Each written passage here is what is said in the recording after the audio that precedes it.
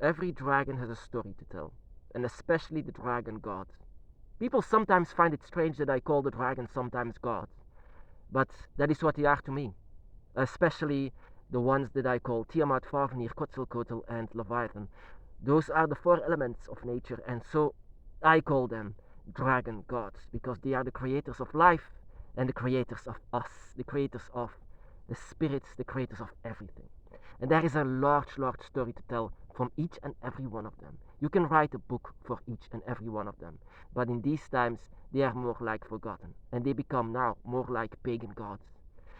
Um, there is one that I have closest relationship with Leviathan and Tiamat. Tiamat is like the mother of all dragons and the serpent. An amazing, an amazing goddess, you can say. When something happens, I always say, "Oh my goddess," because this is it. She's my goddess. Whenever my mom was starting to drink and starting to be on medications, I thought my mom was dead, and actually Tiamat was the one that replaced her because whenever I encountered Tiamat, I could eventually hold her. I could see her. I could sense her. I could feel her energy going inside of the room, and that was an amazing energy. And whenever a dragon comes to you, you cannot explain it in words. Whatever you are feeling, it's like a lightning bolt that is coming inside of your body, your soul, your spirit. So every energy is being awakened because the dragon has come close to you, and especially when the dragon has a large connection with you. And I had this large connection with Tiamat. She was the first god or goddess that I encountered, and it's an amazing experience. Whenever a dragon god or a dragon in general comes to you and you have a great connection with them, then this is something that words cannot explain. And then Leviathan came. Leviathan was a completely different story, but still I felt very protected by him. He's strict. He's the void, but he loves his children very much, just the same as Tiamat. He loves his children very much, and I came to discover that each and every one of us has a piece of Leviathan with us, because Leviathan is the teacher of every dragon. You can even call him the father of all dragons, while Tiamat is the mother of all dragons. But yeah, there is still. I also had encounter with other gods, but yeah, those two, the two first dragon gods that you encounter, those establish your entire path.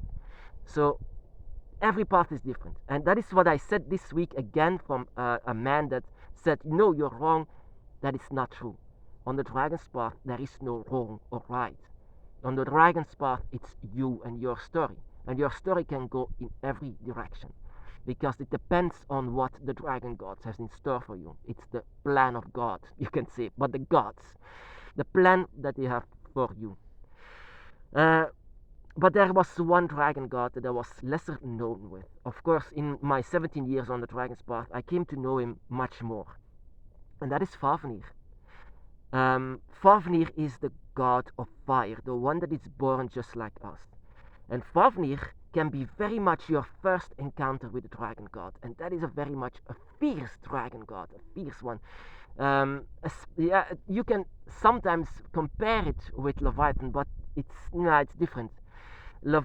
Fafnir, when I first encountered Fafnir, I could feel the fire inside. Whenever then from him the idea comes that the dragon breathes fire. Well, actually, no. The dragon can astral project because the dragon's fire is your soul, it's your spirit. And Fafnir's fire lives inside of you. That is why your soul knows the way to the dragon realm, because the fire still knows it. Of course, the story of Fafnir begins in ancient Scandinavia, when he was actually born as a human. You can say a dwarf, but I can say a human. Fafnir is being said being born as a human. But once he came too close to the gold that he wanted, the cursed gold of Odin, he changed more and more into the appearance of a dragon, and he became the ultimate guardian for the treasure. What I came to know is that Fafnir, whenever he was human, he was actually already connected with the dragons, and he had a soul of a dragon, or else you don't change into the dragon. Changing into a dragon is not a punishment, But it's of course very convenient for Odin's treasure because it has, um, it became very legendary that a dragon guards the treasure. And, oh my goodness, it's starting to rain. It became legendary because of Fafnir, and because of Fafnir as well, that there is fire inside of their breath. But in fact, it's not fire. Out of their mouth, they can astral project. That is also what can happen to us. Sometimes, out of our mouth, our energy, our spirit can come out. The fire of the dragon is not like, oh, I'm going to burn down the village. It's your soul, it's your spirit, and that is what Fafnir tells us. And that is also what can happen to us. When we were in the same place as Fafnir, we might as well have transformed in the physical form of that of the dragon. And not because he was not a god at first, of course, but he was touched by a treasure that was actually blessed for a god. When he touched the gold, when it's, yeah, that sometimes happens. When you give something to a god, it remains for a god. It's blessed by a god. And this gold was blessed by a god, but not actually the god that Fafnir was, god that Fafnir had. Fafnir was more like in line with dragons. And because of this, he transformed in what he actually really was inside of his spirit, in his soul. And he became Fafnir, the fire dragon. Of course, he could breathe fire, a physical form of fire, and every one of us afraid of him. But he lost actually his mind, the worst thing that you can do. He was transformed in that of the dragon, but he was not himself. He could not be himself. He was completely under the spell of this gold of Odin. And then eventually, Siegfried tried to kill him, and he succeeded. And he washed himself in his blood, and he became invincible. No one could ever hurt him. The first sign that Fafnir's blood was actually divine, because you cannot kill a god. That is also what happened with Fafnir. His body was gone, but his spirit became divine. His spirit became one with the fires, the one with the spirits, and with every one of us, just like Leviathan. Fafnir lives here in every one of us. So you can say he he passed away his body that eventually became a dragon, and he passed away. And with this, in all of us, we are actually a bit like Fafnir. We have the soul of the draconic soul inside of us, and when something magical like that happens, you can transform into that of a dragon. But what we have to do is to transform in the dragon inside of us. Fafnir's energy, Fafnir's fire lives here, and with all of the years becoming being on the dragon's path, more and more you can transform inside of yourself. In the beginning, I did not want to hear that, because I said there is no human that can allow themselves to be called a dragon. But that is just, yeah, my interpretation of the beginning. I thought that the dragon was so much high and so much divine and so much godlike that humans are not worthy of the dragon.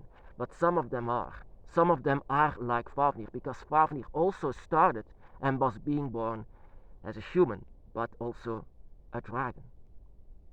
A dragon, but he was actually born in a spirit of the dragon, just like you. Just like you, Fafnir was born with the spirit of the dragon and the fire of the dragon, the flame of the dragon that lives inside of them.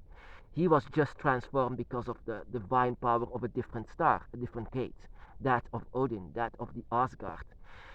That is also, you have to know there are so many different kind of gates and stars, and all of them have different kind of gods. But that of you is that of a dragon, because you have your angels by your side is also that of a dragon. So that is actually why, yeah, sometimes people say, why do you call Fafnir a god? He wasn't even born as a god. He wasn't even born as a dragon. Well, I said, yes, he was born as a dragon, in his spirit, in his soul. And then he transformed in what he really was. And that was actually the one and the first and the only one that was transformed in what he really was. We live our lives as a human, and I accepted this as a human. But he was eventually cursed, and so he lost his grip on his humanity and became a dragon, what he actually really was. And his fire is, yeah, of course, physical. And you can say he is the dragon god of two different elements. the physical fire and the spirit. So actually Fafnir has two different kinds of elements that he controls over. Because, for example, Leviathan is dragon god of three different things: water, the gates, and the void. So Fafnir is actually god of fire and the soul and the spirit. Tiamat is actually the goddess of all dragons and serpents, for example. And so yeah, so excuse me. Yeah. So they have all different kind of tasks, and you have to know whenever the dragon is with you, the dragon doesn't do this for nothing. Oh my goodness, the dragon doesn't do this for nothing. The dragon always has a reason why. And when you are with one of the dragon gods, for example, Fafnir is with all of us, Leviathan is with all of us, Tiamat is with all of us, and Quetzalcoatl is our heir, so they are also with all of us. So all of the dragon gods, you have connection with all of the dragon gods, but it depends on who gets to you first.